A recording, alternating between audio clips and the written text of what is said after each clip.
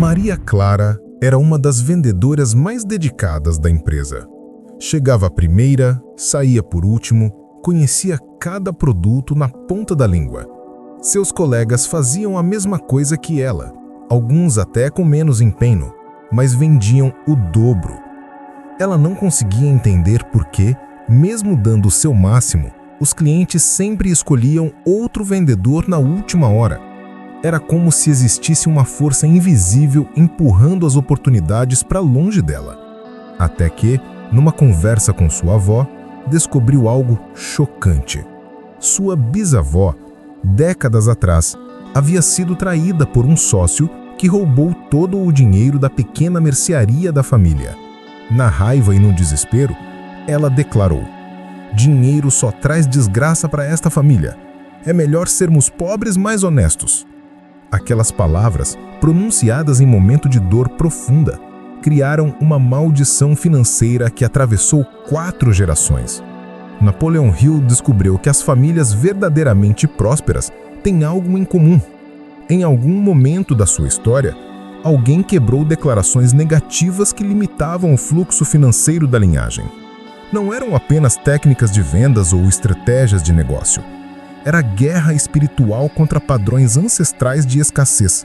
Deuteronômio 28 revela que palavras têm poder criativo e destrutivo. Quando alguém na sua árvore genealógica declarou que dinheiro é a raiz de todo o mal, ou pobre mais honesto, essas palavras criaram um teto espiritual sobre toda a descendência. Você pode estar batendo a cabeça nesse teto há anos, sem nem saber que ele existe. Napoleon Hill não era apenas um escritor de sucesso. Era um investigador obstinado que dedicou 20 anos da sua vida para decifrar o código secreto da riqueza. Andrew Carnegie, o homem mais rico da América na época, o desafiou a descobrir por que alguns homens acumulam fortunas enquanto outros, igualmente inteligentes e trabalhadores, permanecem na mediocridade a vida toda. Hill entrevistou 500 milionários e descobriu algo que abalou suas convicções. A diferença não estava nas técnicas, no conhecimento ou na sorte. Estava numa dimensão que a ciência não conseguia medir: a dimensão espiritual. Os verdadeiramente prósperos haviam quebrado barreiras invisíveis que mantinham outros aprisionados. Eles não apenas pensavam diferente sobre dinheiro, eles haviam libertado suas linhagens familiares de padrões ancestrais de escassez. A Bíblia confirma essa descoberta em Deuteronômio 28, versículos 1 a 2. Se ouvirdes atentamente a voz do Senhor teu Deus, tendo cuidado de guardar todos os mandamentos que hoje te ordeno, o Senhor teu Deus te exaltará sobre todas as nações da terra. E todas estas bênçãos virão sobre ti, e te alcançarão, quando ouvires a voz do Senhor teu Deus. Note que o versículo diz que as bênçãos te alcançarão. Isso significa que existe um movimento sobrenatural da prosperidade em direção àqueles que estão alinhados espiritualmente. Não é você correndo atrás do dinheiro. É o dinheiro sendo atraído para você por uma força maior que suas habilidades naturais. Hill percebeu que os homens mais ricos tinham rompido com crenças limitantes que foram plantadas em suas mentes por gerações anteriores. Eles haviam feito uma reconexão espiritual que liberou um fluxo financeiro que parecia impossível antes. Você já parou para analisar as conversas sobre dinheiro na sua casa quando era criança? Lembra das frases que seus pais repetiam sempre que o assunto era prosperidade? Dinheiro não dá em árvore. Rico só fica rico explorando pobre. Quem tem muito dinheiro não presta. Lugar de pobre é na pobreza mesmo. Essas frases não eram apenas comentários casuais. Eram decretos espirituais moldando sua mentalidade financeira antes mesmo de você entender o que era dinheiro. Cada palavra negativa sobre prosperidade que ecoou na sua infância criou um bloqueio na sua mente subconsciente. É como se tivesse instalado um antivírus mental que rejeita automaticamente qualquer oportunidade de abundância que se aproxima da sua vida.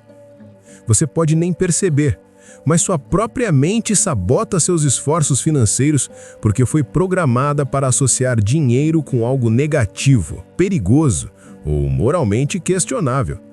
Por que será que você sente um desconforto inexplicável quando alguém fala sobre ganhar muito dinheiro?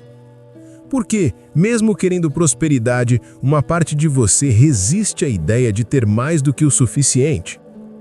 É o peso de gerações inteiras sussurrando no seu ouvido que riqueza não é para pessoas como você. Provérbios 17:21. A morte e a vida estão no poder da língua, e aquele que a ama comerá o seu fruto. Cada declaração negativa sobre dinheiro que foi pronunciada na sua linhagem familiar plantou uma semente de escassez que continua gerando frutos amargos na sua vida financeira até hoje. Deuteronômio 28:15 alerta sobre o outro lado dessa moeda. Será, porém, que se não deres ouvidos à voz do Senhor teu Deus, não cuidando de cumprir todos os seus mandamentos e os seus estatutos que hoje te ordeno, então virão sobre ti todas estas maldições e te alcançarão. Deixe-me contar a história real de Carlos, um advogado que descobriu como padrões familiares invisíveis estavam sabotando sua carreira. Carlos tinha um escritório bem localizado, clientes qualificados, conhecia a lei melhor que muitos colegas, mas seus casos sempre davam errado na reta final. Contratos eram cancelados no último minuto, clientes mudavam de ideia sem explicação. Processos que pareciam certos eram perdidos por detalhes técnicos. Frustrado, Carlos decidiu investigar a história financeira da sua família. Descobriu que seu bisavô havia sido um comerciante próspero no interior, até que foi falsamente acusado de roubo por um concorrente invejoso. A acusação arruinou sua reputação e ele perdeu tudo. No leito de morte, amargurado pela injustiça, ele disse: "Nesta família, quando a coisa fica boa demais, alguma coisa sempre dá errado." Essa frase, pronunciada em momento de dor profunda por um homem respeitado na família, tornou-se uma profecia que se cumpriu por 3 gerações. O avô de Carlos montou uma oficina que prosperou até um incêndio misterioso destruir tudo. O pai de Carlos conseguiu um bom emprego numa empresa que faliu exatamente quando ele estava prestes a ser promovido a sócio. Carlos finalmente entendeu que não eram coincidências ou azar. Era um padrão espiritual se repetindo. Usando os princípios de Deuteronômio 28, ele quebrou essa maldição geracional através da confissão, renúncia e declarações bíblicas específicas. Em 6 meses, seu escritório triplicou de tamanho. 2 anos depois, ele se tornou sócio da maior banca de advogados da cidade. A diferença não foi técnica jurídica ou networking, foi a quebra de uma barreira espiritual que mantinha sua linhagem aprisionada no padrão: quando a coisa fica boa, alguma coisa sempre dá errado. O conceito central escondido em Deuteronômio 28 é revolucionário. Existem territórios espirituais de bênção e maldição que transcendem circunstâncias naturais. Sua situação financeira atual não é apenas resultado das suas ações individuais. É o reflexo de uma herança espiritual que pode estar operando na sua família há décadas, talvez séculos. Deuteronômio 28 apresenta 2 realidades paralelas. Dos versículos 1 ao 14, encontramos o território da bênção, onde a prosperidade flui de forma sobrenatural. Dos versículos 15 ao 68, vemos o território da maldição, onde os esforços são frustrados por forças invisíveis. A diferença entre esses 2 territórios não está na capacidade, inteligência ou esforço das pessoas. Está na obediência aos princípios divinos de prosperidade. Mas aqui está o ponto crucial que poucos entendem. Você pode ter nascido no território da maldição por causa de decisões que nem foram suas. Pode estar pagando o preço de padrões espirituais estabelecidos por gerações anteriores que rejeitaram os princípios divinos de abundância. É como herdar uma dívida que você não fez, mas que limita seu potencial financeiro. Napoleão Hill descobriu que os homens verdadeiramente prósperos haviam feito uma transição consciente do território da escassez para o território da abundância. Não foi um processo natural ou automático, Foi uma decisão espiritual deliberada de romper com padrões ancestrais e alinhar suas vidas com princípios superiores de prosperidade. O versículo 13 de Deuteronômio 28 revela o resultado dessa transição. E o Senhor te porá por cabeça, e não por cauda, e só estarás em cima, e não debaixo, quando obedeceres aos mandamentos do Senhor teu Deus. Isso significa sair da posição de devedor para credor, de empregado para empregador, de escassez para abundância. A transição entre territórios espirituais exige mais do que boa vontade ou pensamento positivo. Exige uma compreensão profunda de como maldições financeiras operam e como quebrar suas raízes.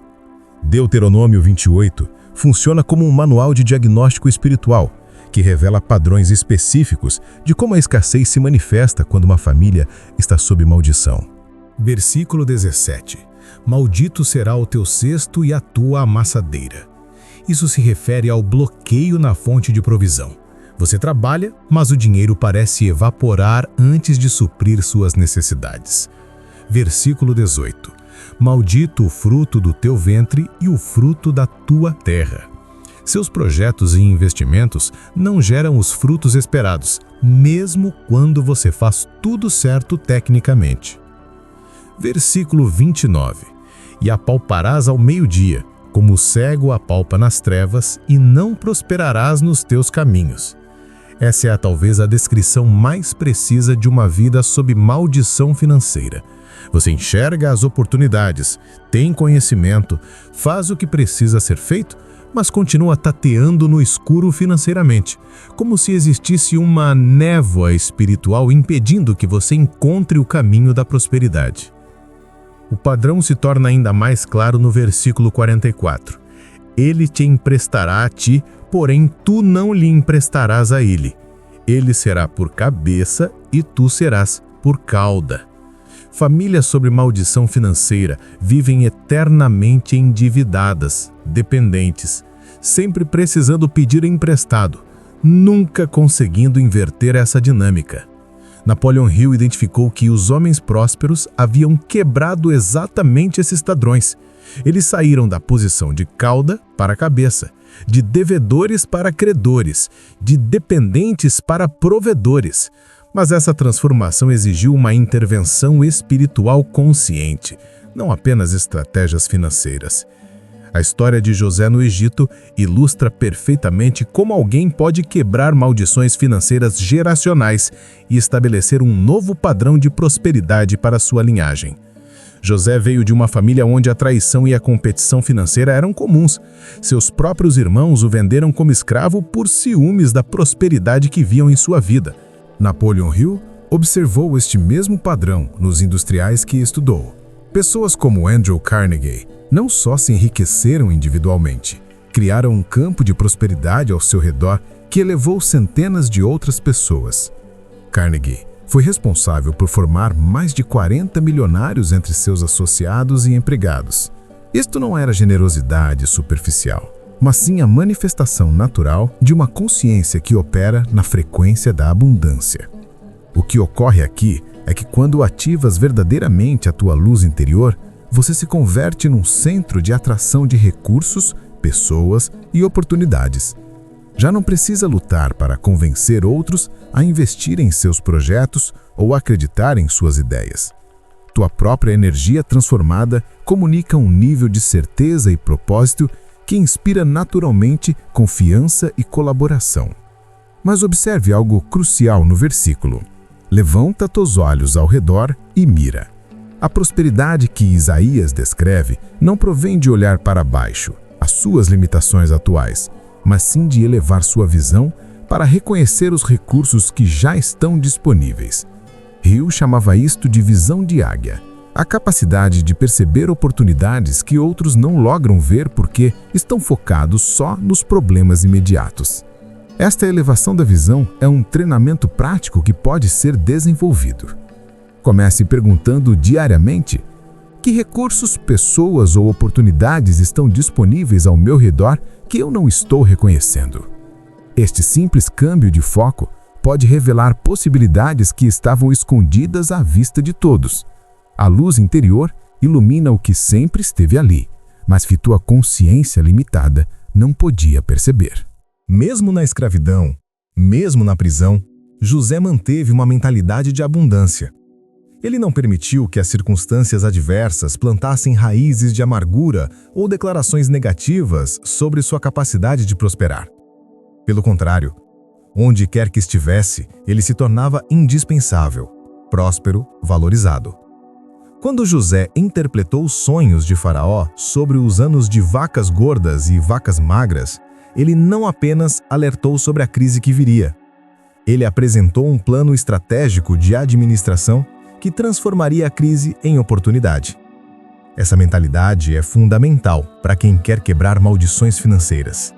Ver possibilidades onde outros veem problemas. O resultado foi que José se tornou governador do Egito, o homem mais poderoso da nação depois de Faraó.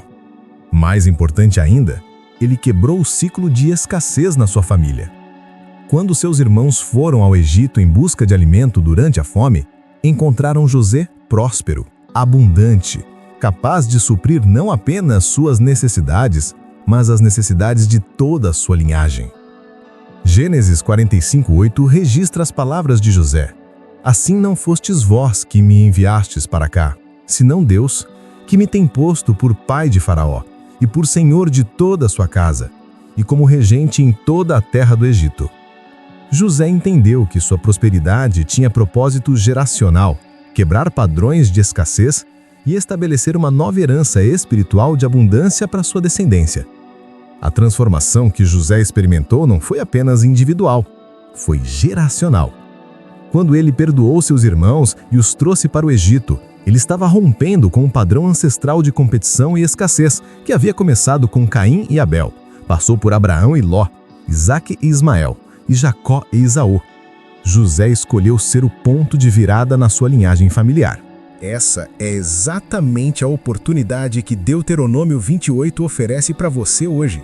Você pode ser o José da sua família, aquele que interrompe o ciclo de maldições financeiras e estabelece um novo padrão de bênção que impactará não apenas sua vida, mas a vida dos seus filhos, netos e bisnetos. O versículo 11 de Deuteronômio 28 promete: E o Senhor te dará abundância de bens no fruto do teu ventre, e no fruto dos teus animais, e no fruto do teu solo, sobre a terra que o Senhor jurou a teus pais te dar. Note que a bênção não é apenas para você, mas para sua descendência.